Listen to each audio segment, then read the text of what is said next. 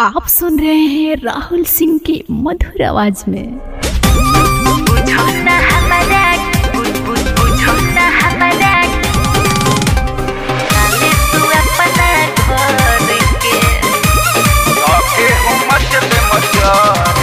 Music by Subhash Singh.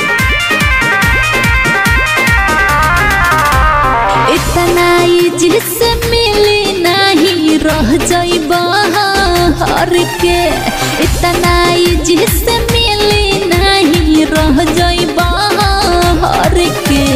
बुझो न हमारा के ये बाबू नाले तू अपना घर के, बुझो न हमारा के ये बाबू नाले तू अपना घर के।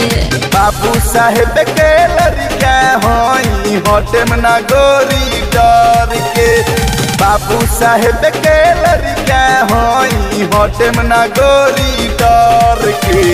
छपरा जिला के छाटल होई धोके हूँ मच दे मचर के, छपरा जिला के छाटल होई धोके हूँ मच दे मचर के।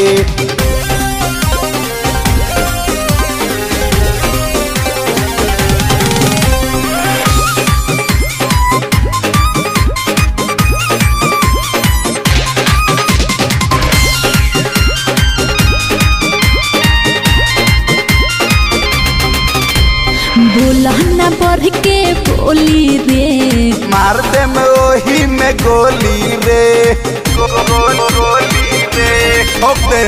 यादव जी के होइल भर हम मौसा के हतो रही टोली रे। कुछ ना उखरी तोरा से हमर चल जाई बहटा करके।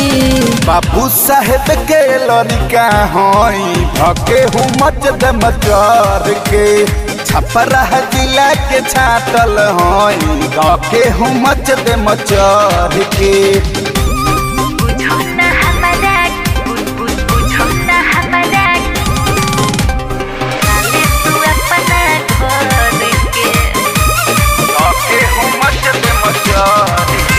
Music by Subhash Singh.